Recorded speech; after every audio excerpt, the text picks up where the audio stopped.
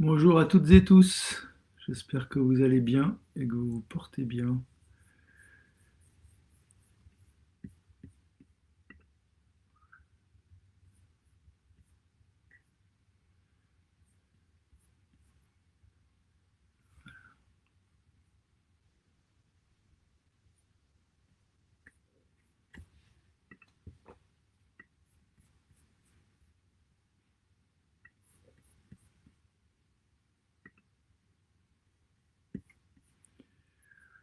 Bien, ah ben voilà, je vois. Bonjour Aïssatou, bonjour l'association Entraide et Bienfaisance, bonjour Monsieur Ouarou Simo, bonjour Yamina, bonjour Séverine, bonjour Josiane, bonjour Vanessa. Ben non, je ne suis pas allé à la manifestation ce matin, mais j'ai publié un vœu contre le démantèlement d'EDF qu'on a voté hier soir au conseil municipal à l'unanimité.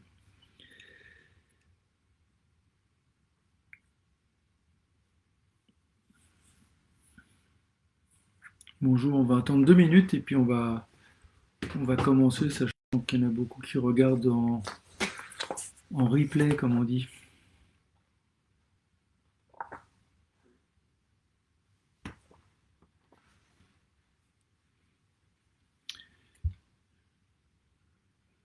Bonjour à toutes celles et ceux qui arrivent.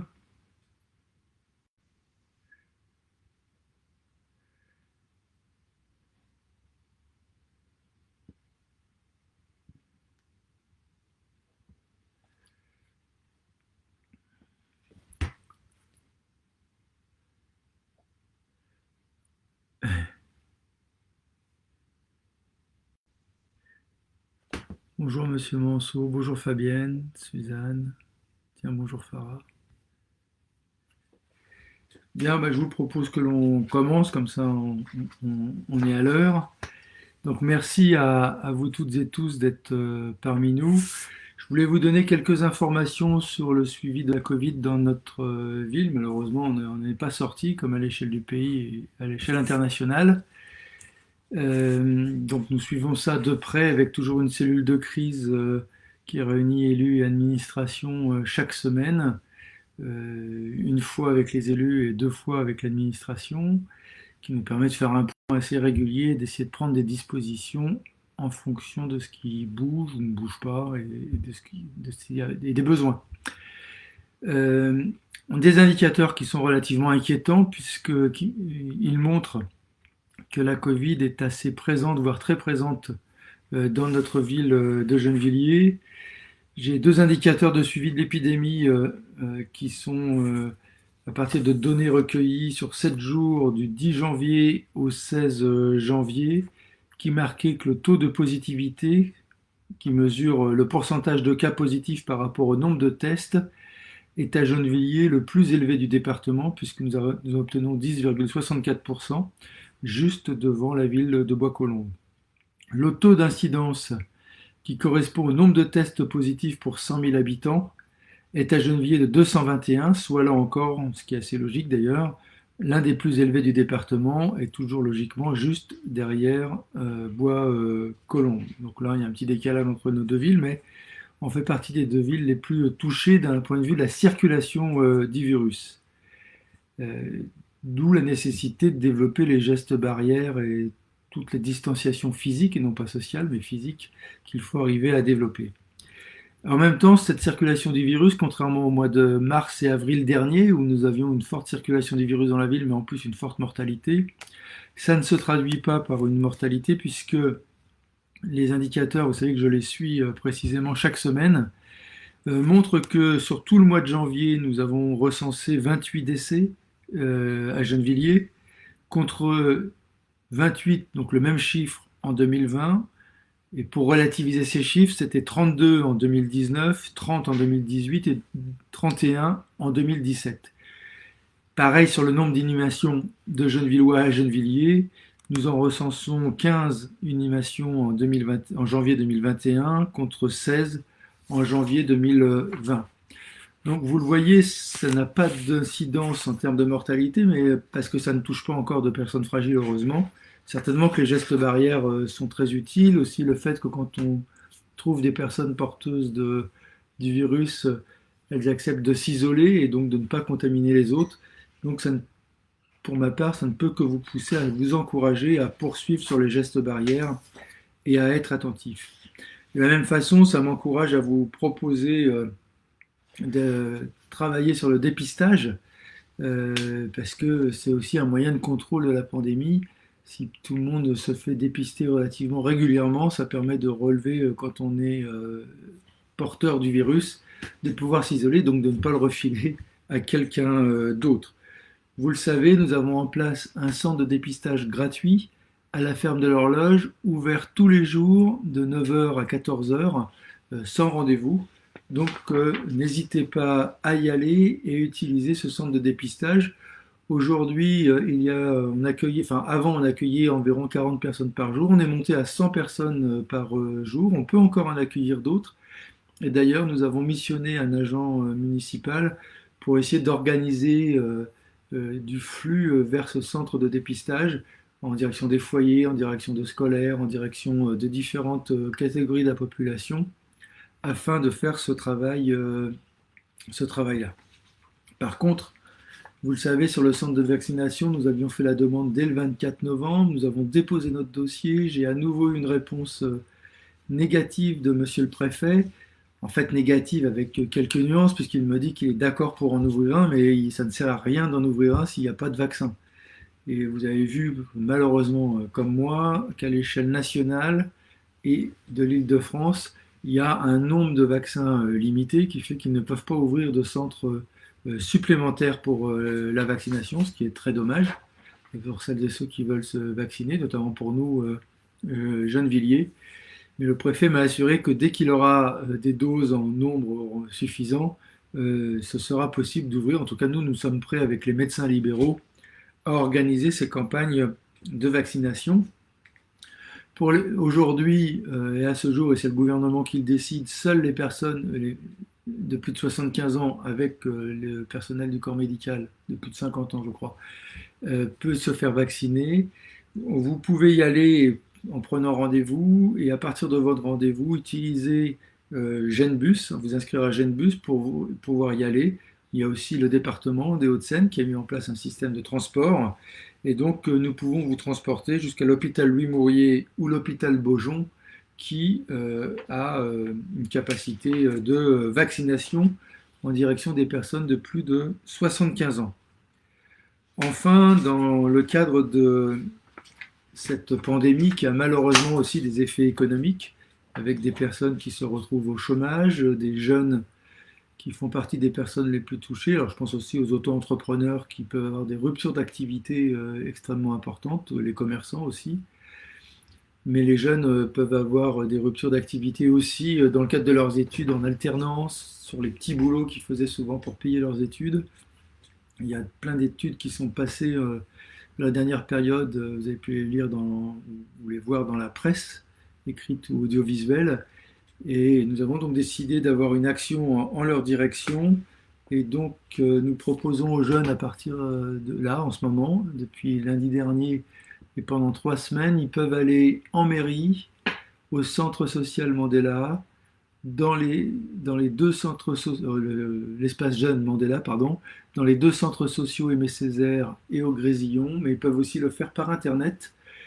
Donc tous les jeunes boursiers de plus de 18 ans et les jeunes de 16 à 24 ans inscrits à Pôle emploi doivent se déplacer avec une attestation marquant le fait qu'ils habitent Gennevilliers, une attestation soit d'inscription à Pôle emploi, soit de boursier, et un RIB, venir nous envoyer ces documents ou se déplacer pour nous les déposer, et vous aurez dans les semaines qui suivent, certainement en février-mars, un virement de 150 € qui reste un virement modeste, mais c'est une aide de la ville en votre direction que nous souhaitions faire. De la même façon, nous avons décidé de passer au conseil municipal au prochain, parce que nous n'étions pas prêts hier soir. Au prochain conseil municipal, nous passerons une délibération pour après avoir aidé en juin toutes les familles au quotient familial CAF, nous aiderons une cible un peu particulière, c'est les familles monoparentales avec des enfants à charge via la CAF. Donc uniquement celles et ceux qui sont inscrits à la CAF. Nous ferons une aide certainement de 200 euros que nous déciderons au prochain conseil municipal et ça fera un versement début avril pour ces familles monoparentales avec des enfants à charge. Ensuite, vous le savez, nous continuons nos actions pour aider celles et ceux qui en ont besoin pour l'aide alimentaire. Et donc, nous avons une nouvelle distribution de paniers repas ce samedi 6 février. Alors, faites attention parce que ce n'est pas à la salle des fêtes comme d'habitude. Ce sera au gymnase Langevin, qui est au Fossé de l'Aumône, rue de la Couture d'Auxerre. Et j'en profite d'ailleurs pour remercier celles et ceux parmi vous qui sont bénévoles et qui nous aident à tenir cette initiative le matin en préparant les paniers repas. Et donc le rendez-vous sera au gymnase Langevin et l'après-midi sur le temps de la distribution. Comme malheureusement la crise économique risque de perdurer et donc les difficultés pour les familles et les jeunes villoises et les jeunes villois, nous avons donc cette distribution samedi 6 février. Nous en referons une, notez-le, le 6 mars, là certainement à la salle des fêtes, et le 10 avril aussi à la salle des fêtes. Et à chaque fois, nous distribuerons nous distribuerons 1500 paniers repas. Quelques informations toujours dans le cadre du Covid. Nous avons été contraints d'annuler les vacances, enfin les colos de février, puisque nous n'avions pas l'autorisation d'organiser des hébergements collectifs pour ces vacances. Et donc c'est dommageable, mais bon, on est contraint par la réglementation. Nous ne savons pas ce qui se passera aux vacances de Pâques encore, j'espère que ça ira mieux. Nous, en tout cas, nous travaillons comme si ça allait mieux. Alors, il y a une chose que l'on sait qui n'ira pas mieux, c'est certainement la possibilité de voyage à l'étranger. Et donc, nous sommes en train, les services que je remercie, qui font un travail d'adaptation, qui des fois travaillent pour rien, comme pour ces vacances de février. Malheureusement, c'est très très décevant et perturbant pour leur travail. Pour les vacances de Pâques, nous essayons de reconvertir, si je peux le dire comme ça, les séjours qui étaient prévus à l'étranger en séjours en France. Comme ça, si ça peut se tenir, nous pourrons toujours envoyer autant d'enfants en séjour et dans la période, je pense qu'il y a plus que jamais besoin de pouvoir partir. Enfin, comme deux dernières informations, enfants et écoles, nous avons livré des masques transparents pour les enseignants de niveau CP, transparents pour permettre que l'on voit, c'était à la demande de quelques parents, pour que les enfants, au moment où on apprend la prononciation, la diction, puissent voir les lèvres de l'enseignant pour faciliter le travail, comme l'éducation nationale n'en livrait pas. Nous en avons livré, de la même façon que nous allons certainement relivrer des masques pour les enfants dans les écoles, s'il y en a besoin. Et je vais finir mon propos liminaire avant de regarder vos questions sur ce Facebook Live, pour vous inviter à discuter avec nous, débattre, inventer, essayer de construire autour de cette idée qu'elle je tiens et qui me semble indispensable dans notre ville, qui est d'inventer un nouvel art de vivre populaire à Gennevilliers. Et donc nous avions fait, je ne sais pas si vous vous en rappelez, le 13 octobre dernier en visio, parce qu'il y avait déjà la crise pandémique, de premières réunions en atelier, il y avait 4 ateliers de mémoire. Là, nous allons faire 6 ateliers, le 10 février et le 11 février à 20h30 en visio, à partir de liens Zoom, où on pourra échanger de visu. Donc 3 ateliers le mercredi 10 février à 20h30. Le premier sur les enjeux climatiques, et notamment la question de rafraîchir la ville, comment on va planter des arbres sur Gennevilliers et végétaliser un peu plus l'espace public. Deuxième atelier sur comment accompagner nos étudiants dans l'âge adulte en lien avec cette crise d'ailleurs et cette pandémie, mais aussi comment on peut travailler dans cet atelier sur l'éducation. Et troisième atelier, comment je me sens respecté dans la ville. Chaque individu est en droit de se sentir respecté par son voisin, son entourage et ses institutions. Donc nous aurons mercredi 10 février, la semaine prochaine, à 20h30, la possibilité de discuter en trois groupes différents. Voilà. Jeudi 11 février, toujours à 20h30, nous faisons trois ateliers différents, pardon. Un sur comment la ville peut aider les habitants impactés par la crise sanitaire et économique. Le deuxième sur et maintenant c'est quoi être solidaire. Et le troisième, faire de la démocratie locale, comment nous écoutons-nous. J'insiste sur cela parce que c'est pas parce qu'il y a une crise du Covid et qu'on cherche à nous éloigner physiquement qu'il faut qu'on s'éloigne socialement. Et vous le savez, nous avons des résultats positifs. Vous nous avez élus avec un grand score aux dernières élections municipales dès le premier tour. Mais nous savons que nous avons encore beaucoup de choses à améliorer dans cette ville. Et c'est sur cette base-là, c'est pour ça qu'on veut inventer un nouvel art de vivre populaire à Gennevilliers, c'est pour pouvoir continuer à améliorer la vie pour les Gennevilloises et les Gennevillois dans la ville. Et donc on s'attaque à nos points faibles ou à des choses qu'il nous faut vraiment bouger et échanger. C'est l'objectif de ces réunions intitulées Inventons un nouvel art de vivre populaire, sur lesquelles on compte sur votre participation, vos réflexions, vos idées et vos propositions. Voilà, j'en ai fini. Je vous remercie beaucoup de votre attention. J'espère ne pas avoir été trop long, 16 minutes, ce qui commence à faire. Et donc, je vais regarder aussi les questions que vous pourriez m'avoir posées. Donc, tout le monde me dit bonjour, mais je vous dis bonjour aussi. Alors, Madame Ramé, pour les inscriptions scolaires, les moins de 3 ans, ça se passe comment? Alors là, c'est l'éducation nationale. Avant nous, on avait ouvert beaucoup de TPS, qu'on appelait les TPS, donc les moins de 3 ans. L'éducation nationale a changé son système et c'est eux qui décident de critères. Ce que je regrette d'ailleurs, parce que en fait, ce qui est un progrès sur l'ensemble du pays où il y avait très peu de moins de 3 ans scolarisés, peut-être 10 à 11%. À Gennevilliers, nous étions selon les années, entre 30 et 45%, plutôt 30% dans cette dernière période d'enfants de moins de 3 ans scolarisés. Le système visant à cibler des catégories d'enfants nous fait baisser sur le nombre de scolarisations. C'est dommageable, on n'est pas tout à fait d'accord avec le dispositif. Ceci dit, c'est l'éducation nationale qui décide qui il scolarise. Donc il faut postuler et voir avec vos directions d'école. C'est pas elles non plus qui ont décidé de faire ça, hein. Les directions d'école, c'est une directive nationale. Je tiens à le dire aussi pour pas qu'il y ait de tension entre direction d'école et parents. Mais les inscriptions, je crois qu'elles sont ouvertes, vérifiées sur le site internet de la ville. Josiane, la crise sanitaire oblige le banquet de printemps pour les seniors va être annulé.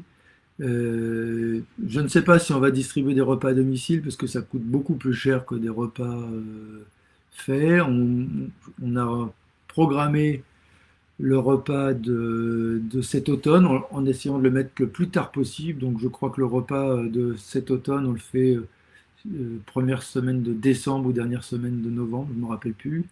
Donc on a essayé de le retarder le plus possible pour essayer de pouvoir le tenir. Et Josiane, je ne peux pas vous répondre sur ce qu'on prévoit à la place du banquet de printemps. En même temps, on développe beaucoup d'aides.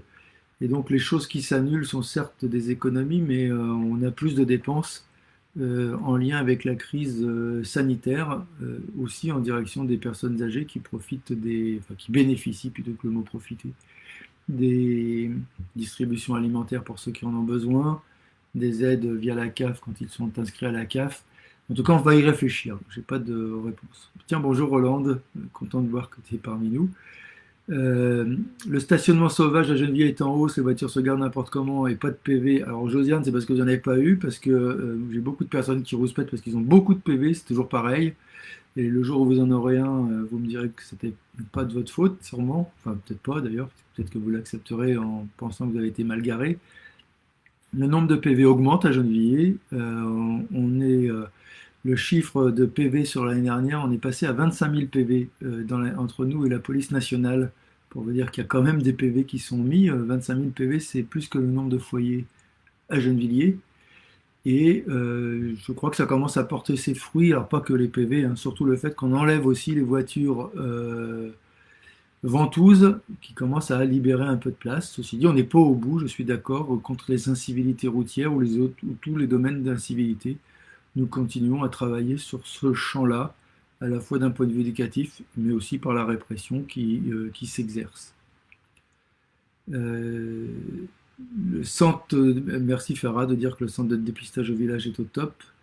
Et puis je remercie d'ailleurs les agents municipaux qui ont accepté de participer à l'organisation de ce centre de dépistage. Résultat, en moins de 24 heures, oui, maintenant on a fini avec les problèmes de dépistage. Maintenant, c'est les problèmes de vaccination qu'on n'arrive pas à régler. Alors Séverine, allez-vous fermer les écoles? Non, parce que ça ne dépend pas de moi, ça dépend de la préfecture, de l'éducation nationale et de l'agence régionale de santé. Et par ailleurs, si ça dépendait de moi, je ne fermerais pas les écoles. Voilà. Et ça me semble important que les enfants puissent continuer d'aller à l'école. C'est un enjeu fort de développement humain, de développement éducatif pour les enfants. Et le temps de confinement où les enfants sont restés chez eux, je crois que c'était pas tout à fait une bonne chose pour les parents comme pour les enfants. Pour les parents qui étaient en télétravail et pour les enfants sur leur suite éducative. Les enfants ont besoin de contact entre enfants, ont besoin de contact avec d'autres adultes pour leur éducation, et donc je crois que c'est important. Je ne suis pas toujours d'accord avec les mesures gouvernementales, mais quand le gouvernement fait une priorité pour les écoles, d'ailleurs il y a des étudiants qui manifestent aujourd'hui pour pouvoir continuer à aller étudier dans de meilleures conditions, je crois que c'est important qu'on maintienne ça. Peut-être qu'on ne sera pas d'accord sur ça, mais je vous donne mon opinion en toute franchise. Ça ne dépend pas de moi, mais si ça dépendait de moi, je les laisserais quand même ouverts. Josiane, alors vous dites que c'est une honte que les infirmières qui viennent à domicile ont du mal à se garer et ont des PV. Oui, alors normalement, par contre, sur les infirmières et ceux qui ont un caducé, j'avais demandé aux ASVP, comme à la police nationale, je leur ai écrit 2 fois, pour qu'il y ait une tolérance. Bien sûr, s'ils sont sur les passages piétons ou sur des lieux dangereux, il n'y aura pas de tolérance, mais qu'il y ait une tolérance pour qu'ils puissent se garer 5-10 minutes pour pouvoir faire leur exercice. Donc, si c'est pas bien appliqué, je recommencerai à leur écrire. Alors, il faut reconnaître que c'est pas toujours. Il y a des infirmiers et des infirmières qui ne mettent pas leur caducée non plus. Donc, c'est pas toujours facile de les repérer. Mais pour ceux qui en ont, normalement, j'ai demandé cela. Euh, et s'ils sont encore étudiants à 17 ans et qu'ils n'ont pas le droit, Madame Dramé, non, bah, il faut qu'on fasse des règles. On part du principe qu'ils sont encore jusqu'à 18 ans sous la responsabilité des parents, que les parents continuent de les nourrir. Par contre, à partir de 18 ans, il y en a toujours sous la responsabilité des parents, bien sûr, et les parents, beaucoup de parents continuent de les nourrir, mais il y a une forme d'autonomie à partir de 18 ans un peu recherchée par les étudiants, des études parfois plus coûteuses, et donc c'est pour ça qu'on a mis ce critère-là, certes partial, mais il faut un minimum de critères. Et il faut qu'il soit boursier aussi dans un premier temps, puisque ça va nous faire au total 2000 jeunes que l'on va aider avec une aide de 150 euros pour vous donner non, de 200 euros pour que vous ayez le montant. 150 euros, du coup, je suis perdu, je ne me rappelle plus la somme. C'est 150 euros. Je continue de voir, monsieur le préfet, oui, Jeanne, vous avez raison. Mais alors, à sa décharge, le préfet, c'est pas parce qu'il nous aime pas qu'il ouvre pas un centre de vaccination, c'est vraiment parce qu'il n'a pas de doses suffisantes pour ouvrir plusieurs centres de vaccination. Le problème, c'est plutôt le gouvernement et l'État dans leur gestion du flux de vaccins et de leurs achats de vaccins. Alors, il y a Robert qui, pour quand la réparation des portes rue Jean Moulin, on n'a plus de place de stationnement pour les résidents. Alors, bon, je vais regarder ça parce que du coup, là, vous me posez une colle. Là, je ne peux pas vous répondre en direct, mais on va essayer de vous répondre et en tout cas, on va interpeller Jeune Vie Habitat puisque je pense que ça dépend de Jeune Vie Habitat. Euh, Farah, c'est gentil de remercier les agents du service colo, effectivement, qui sont très réactifs. Et c'est vrai que c'est pas très agréable quand on est salarié, qu'on aime bien son travail, ce qui est leur cas, et qu'on passe son temps à préparer des choses, les défaire, les refaire. Mais bon, c'est la situation de pandémie qui veut ça. En tout cas, moi, je les remercie aussi. Alors, oui, il y a eu des masques transparents fabriqués par Linda et Françoise pardon, Laoussine. Et en même temps, on en a acheté pas mal pour répondre à la demande. Euh, oui, Régine, il y a aussi des centres de dépistage. Alors, c'est pas le même. À la ferme de l'horloge, c'est le PCR, et dans les pharmacies, c'est antigénique. C'est pas de même nature, mais le PCR est plus fiable, mais l'antigénique est intéressant aussi. C'est bien de les faire dans les pharmacies. Dans quelle catégorie sont les masques distribués par la ville en 2020, catégorie 1, catégorie 2? Alors ça dépend. Une partie est en catégorie 1, une bonne partie est en catégorie 1 de ceux qu'on a distribués. Ceux qui ont été fabriqués, donc souvent de couleur verte claire, là c'est des masques fabriqués, donc ils n'ont pas de catégorie. Les masques achetés par la ville en tissu et qu'on a distribués, puisqu'on en a, je crois qu'on a dû monter à 90 000 masques en tout, eux avaient des catégories, et notamment des catégories 1, donc sont valables. Je pense que de toute façon, je crois que, quoi qu'en dise, enfin, le gouvernement, peut-être que les masques, et certainement même que les masques que l'on fabrique nous-mêmes sont moins performants que les autres, mais c'est mieux de mon point de vue que rien, et ça permet d'éviter les postillons et les jets trop directs. Alors après, les masques chirurgicaux sont plus efficaces, les FFP2 sont encore plus efficaces, et les masques anti-tissu de catégorie 1 sont plus efficaces, on le sait. À vous de voir comment vous pouvez vous équiper. À partir de la donnée, maintenant, si on en rachète, on rachètera des masques de catégorie 1 aussi pour tenir. Ensuite, Soso, Monsieur le maire, avez-vous fait un sondage concernant les personnes âgées vivant seules pour savoir s'ils ont des besoins? Oui, enfin un sondage, c'est pas un sondage. On a un répertoire, puisque dans le cadre du plan canicule, on avait déjà répertorié toutes les personnes seules et fragiles. Et grâce à ce plan canicule, d'ailleurs je remercie le service social qui travaille, et notamment au sein du CCS, sur ces questions-là. Donc toutes ces personnes sont répertoriées, et on se sert de cela dans le cadre de la lutte contre la Covid. Et par ailleurs, je remercie aussi l'association Agir, l'association des retraités de la ville, qui donne aussi des coups de fil à tous leurs fichiers pour savoir comment vont les personnes, notamment celles qui sont seules, et nous faire remonter ainsi les informations. Et on développe pas mal d'aides grâce à cela. Alors Claire Fiquet, vous nous demandez comment les liens en visio seront communiqués. Alors vous allez recevoir une lettre du maire dans toutes les boîtes aux lettres, j'espère. Vous les avez sur mon site internet. Vous allez, celles et ceux qui sont abonnés par la ville, non pas par moi d'ailleurs aussi, vous les avez reçus, ceux qui se sont abonnés à ma newsletter. La ville va l'envoyer via son logiciel de son côté, et il y aura des affichettes seulement sur les panneaux d'affichage administratif pour avoir tous ces liens. Voilà. L'idée, c'est d'essayer de capter le maximum de personnes. Alors, monsieur Ouaroussimo, nous avons beaucoup de problèmes pour accéder au parking 91 rue Henri Barbus à cause de stationnement gênant. Bon, nous allons regarder ça. Je vais en parler à monsieur Duguet pour qu'il en parle à la police. Il y a une vigilance sur votre parking 91 Henri Barbus. Merci de cette alerte. Ensuite, Mohamed Ben l'échec scolaire pendant une année comptabilisée est alarmant. Oui, je suis bien d'accord avec les parents pour échapper au dérapage de ces enfants qui ont été accueillis à bras ouverts par les délinquants qui accueillent leur trafic. Bon, alors tous les enfants ne tombent pas dans la délinquance parce qu'ils ont des difficultés scolaires, heureusement.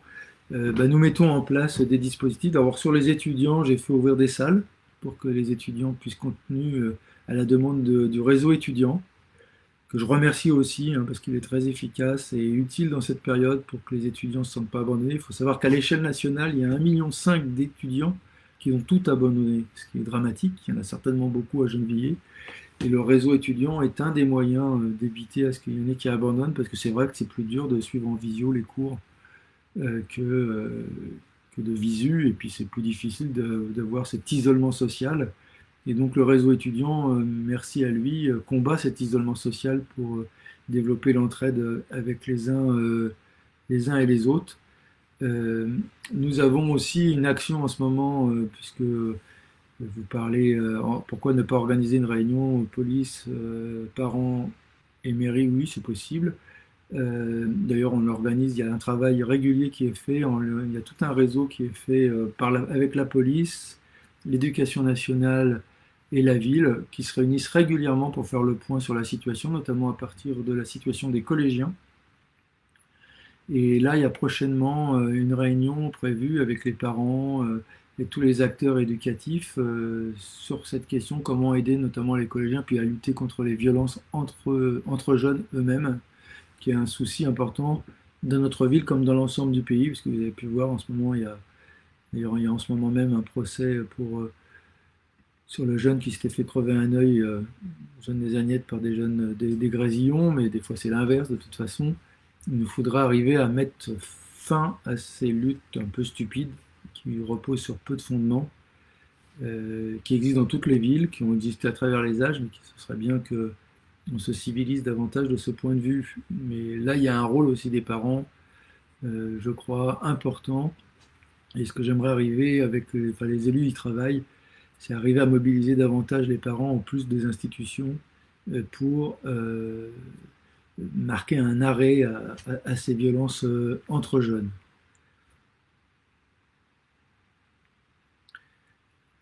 J'attends toujours une solution pour mon fils dans un centre de formation professionnelle à Gennevilliers si c'est possible. Il faut qu'on regarde, il faut regarder avec les acteurs éducatifs. Je ne sais pas si vous m'avez envoyé un mail pour qu'on essaye de vous aider, mais envoyez-moi un mail pour me le rappeler dans ce cas-là, et qu'on regarde en connaissant les limites que ça peut avoir. Surtout sur un centre de formation professionnelle, il n'y en a pas tant que ça à Gennevilliers, donc il faut que ça plaise aussi à votre enfant. Euh, Merci Benjil, Grappling, Gennevilliers. Contactez le réseau étudiant, vous avez raison. Bonjour Zora. Alors, Roland, je te reconnais bien là quand tu dis que c'est effectivement parce qu'il y a le Covid que les jeunes doivent faire n'importe quoi et qu'ils jettent leurs ordures partout. Il y a tout un travail là-dessus. Je vous informe en ce moment avec Roger Duguay, je fais des planques où j'essaye devant les poubelles, devant des endroits où c'est souvent jeté par terre. On essaye de trouver les gens qui font ça. Alors j'en ai fait une rue Basely récemment, à croire que les gens se sont passés le mot parce que j'ai jamais vu une rue si propre le jour où j'ai planqué, pourtant j'avais prévenu personne. Mais on va continuer à faire ce genre de choses. Il y a déjà eu des PV de mis à une dame qui avait jeté son matelas par les fenêtres, un artisan qui a déposé des tonnes de gravats dans une rue. Et on va continuer, on va intensifier cette action contre ces incivilités extrêmement désagréables et qui nous pourrissent la vie alors que les agents communaux font un effort pour nettoyer la ville, enfin font leur travail et font un effort. Et que dans le même temps, alors que ce serait si simple de vivre en respectant notre espace public. Alors, Jeanne Le Feriel, comment a été fait le choix des communes? C'est le préfet qui a fait le choix des communes sur les centres de vaccination. Il a fait un choix en prenant les premiers dossiers déposés, pour être très clair avec vous, alors même que la date, c'est-à-dire qu'il a choisi avant la clôture des dépôts de dossiers, ce que je trouve pas ça normal. Et moi, je lui ai reproché, par exemple, de choisir Garches et pas Gennevilliers. Alors, c'est pas parce que j'aime pas les gens de Garches, mais c'est quand même à Gennevilliers qu'il y a le plus de Covid qui circule. Donc, ça aurait été logique de choisir Gennevilliers, y compris en lien avec Villeneuve, qui est comme nous dans la même situation. Bon, c'est pas le choix qu'il a fait dans un premier temps. Je le regrette. Bon, maintenant, on se bat pour qu'il fasse un meilleur choix dans la suite. Euh, les alternants n'ont pas le droit. Bah, si, des alternants boursiers auraient le droit, hein. Quelqu'un de plus de 18 ans en alternance qui est boursier, il aurait le droit à cette aide. Voilà. Mais s'ils ne sont pas boursiers, on a mis un critère social sur cette question-là. Par ailleurs, je vous informe que pour les étudiants qui sont logés à Gennevilliers dans les résidences étudiantes, les élus avec le service jeunesse ont développé pas mal d'aides, notamment apporter des aides alimentaires. C'est-à-dire qu'à chaque distribution alimentaire, on en distribue aussi dans les résidences étudiantes pour les aider, parce que souvent ce sont des jeunes un peu isolés, qui n'ont pas, parfois pas l'information, et donc on a cette distribution en direct.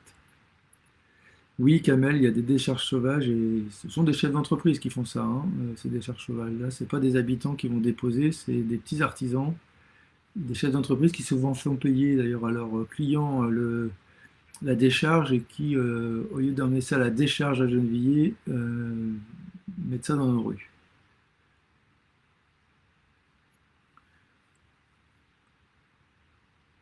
Voilà, bah, je crois que j'en ai fini. Un parc, alors Nordine officiel, hein, un feu d'artifice au parc des Civils était prévu pour cet été vu le contexte actuel. Alors on n'y a pas encore travaillé, et puis moi je pencherais plus pour comme l'été dernier d'ailleurs, et comme on l'a fait pour la nouvelle année, je pense que de le tirer du toit de la mairie, c'est pas mal. Ça évite les regroupements et les attroupements. Ça permet qu'on le voit chacun de nos quartiers. Et puis je le trouve presque plus beau tiré dans cette hauteur-là. Donc, mais bon, il n'y a rien de décidé encore, hein. Mais je penche davantage pour un feu d'artifice tiré du toit de la mairie. Je trouve que ça rend plutôt bien. Et j'ai plutôt l'impression que tout le monde était très content de cette dimension. De la même façon, pour l'instant, on a programmé une fête de la ville. Mettez-le dans vos agendas le 5 juin. J'espère que ce sera une fête de la fin du confinement. Mais comme il n'y a rien de sûr, j'espère qu'on ne sera pas obligé de l'annuler. Voilà, je ne vois plus de questions nouvelles. Il est 12h36. Je vous remercie vraiment beaucoup de vos participations. Alors, Bruneroy, vous regrettez quoi? Nous aussi, on le regrette, je ne sais pas. Euh, Bruneroy Pastan, pardon, j'ai pas dit les deux noms. Euh, ouais, Zora, vous avez aimé vous aussi le feu d'artifice. Vous savez, j'ai reçu plein de félicitations d'habitants d'Asnières qui étaient très contents d'avoir pu voir ce feu d'artifice. Et c'est vrai que je regrette pas d'avoir eu cette idée parce que ça me met un peu de baume au cœur. Et c'était peut-être le seul moyen de faire en sorte que 15 à 20 000 personnes aient le sentiment de vivre ensemble le même événement et de partager les mêmes émotions. Et je crois que dans cette période on peut avoir le moral un peu dans les chaussettes, c'est pas mal de partager des émotions positives. Ça donne de la force pour affronter les épreuves.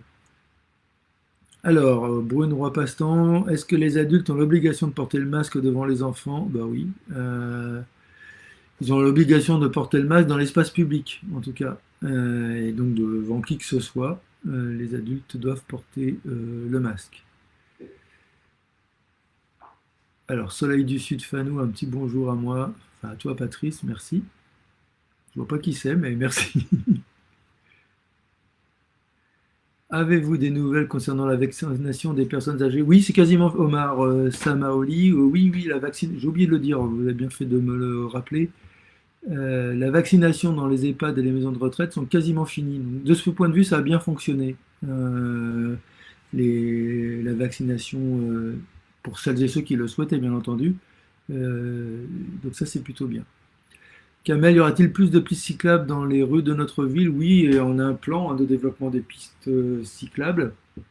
Alors, surtout amélioré sur les grands axes. On est en discussion avec le département des Hauts-de-Seine pour refaire l'avenue Gabriel Péry.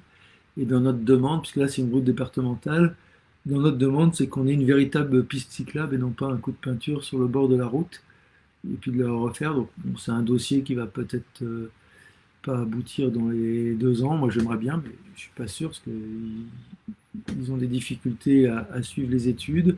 De la même façon qu'on veut refaire des pistes cyclables pour faire la liaison avec le port, là en lien avec le département. Et il y a un travail, c'est intéressant d'ailleurs, sur le territoire, donc avec les autres villes, pour voir comment on peut améliorer le maillage. Donc c'est le maire de Colombes, euh, pas sûr d'ailleurs, je ne sais plus quel est le maire qui a cette délégation en mobilité.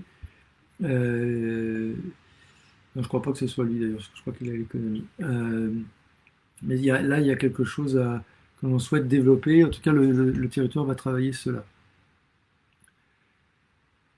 Ah, pourquoi les animateurs déjeunent-ils avec les enfants donc sans masque? Ça fait partie des actions pédagogiques, effectivement. Euh, et pour manger, l'animateur, il ne peut pas porter de masque, comme les enfants. Mais on peut peut-être réinterroger les services là-dessus, d'ailleurs, pour voir est-ce qu'on doit mettre fin au fait qu'ils mangent avec les enfants. C'était un acte important pour nous, hein, dans le. c'est- Alors c'est vrai pour les petits, hein, c'est pas vrai en élémentaire, c'est vrai. Alors, il paraît qu'on dit plus école maternelle, qu'on dit école préélémentaire.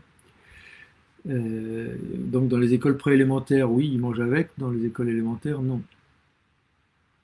Et donc ils ont un masque dans la cantine dans les écoles élémentaires. Ah bonjour Stéphanie, l'amicale des Bretons. Encore une provocation contre le Normand que je suis. Allez,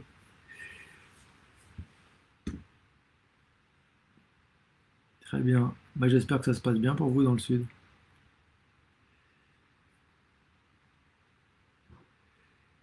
Alors, dans la rue Eugène Delacroix, au niveau de l'ouverture du parc des Bonnequins, le soir, des voitures se garent devant l'entrée du parc.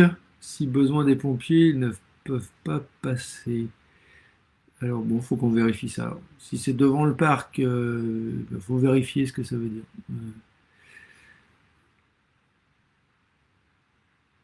Bon, moi je vérifie aussi en élémentaire, Madame Pastan. Je vais vérifier cela. D'accord.